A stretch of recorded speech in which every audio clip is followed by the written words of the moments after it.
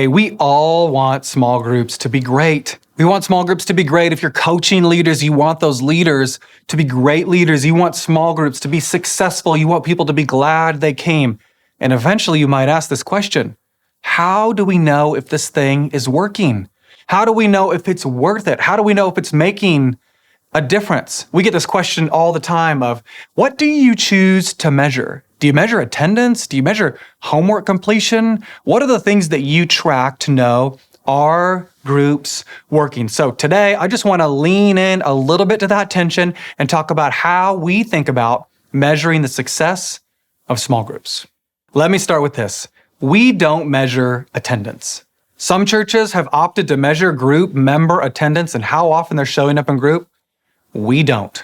We also have chosen not to measure how often people are doing their homework. This comes back to, for us, a definition of what a great group is like. Here's how we define the purpose of a small group.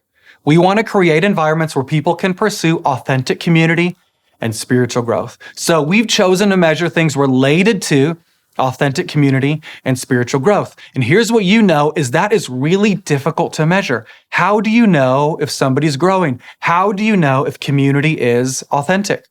Well, there's two things that we look at. One, when we talk about authentic community, we measure, did people choose to come back? When their group ended, did they choose to sign up for another group? People vote with their feet, and if they had a great experience in one group, they're more likely to come back to another group. One way that we measure spiritual growth is we say, are people taking next steps? Are they following up from the group experience to get baptized, to start serving, to start giving? Are they more engaged in the life and mission of our church? Growth always implies movement, and movement implies steps. So we're looking pretty simply at, are people coming back to group? And are they taking next steps? But there is a tension there, and that tension is this. By the time you have that number, by the time you know how many people you retained in group, how many people took a next step, it's too late. It takes a long time to get that retention data, and sometimes it takes months or years for people to take a next step. So, what are the sorts of things that we can do that spur people on and encourage people to grow spiritually and connect authentically? A few years ago, we decided to survey people whose groups had ended. Now, some of these people had chosen to come to a new group, and some of those people had never come back to group again. We surveyed about 1,000 of them. We asked all sorts of questions. What kinds of studies did you do? What was the demographic of the group that you were in? How often did you meet as a group?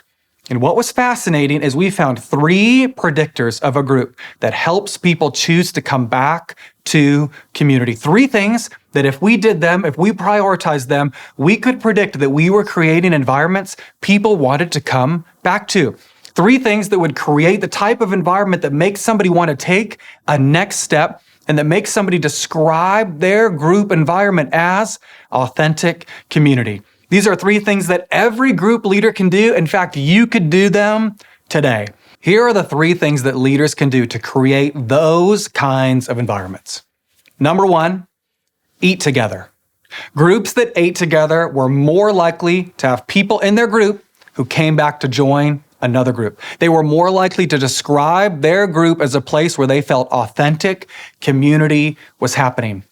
Isn't it simple? Create a snack schedule. Make sure that you're having time for meals together. Here's what happens when you're having a meal. You're more likely to laugh, you're connecting in a different way, and you feel like family. So, eat together. The second is laugh together. When you're laughing with people, you think, I like these people. These are my people. So we're trying to create more icebreaker questions and moments where groups can be laughing together, when they can be shoulder to shoulder, sharing a memory or an experience together. There's a quote that says this: of all the people I respect, there is no common denominator. But of all the people I love, the common denominator is laughter. So eat together, laugh together, and finally, pray together.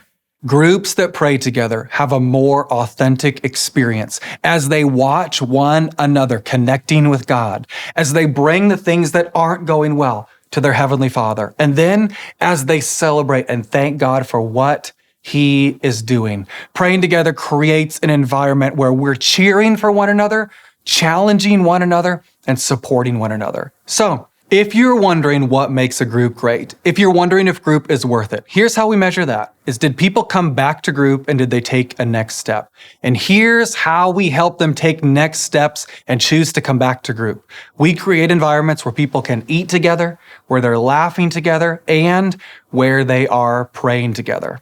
Let me say for a minute how this has changed how I do my job. Because we're spending more time as a team thinking about great icebreaker questions that help people laugh.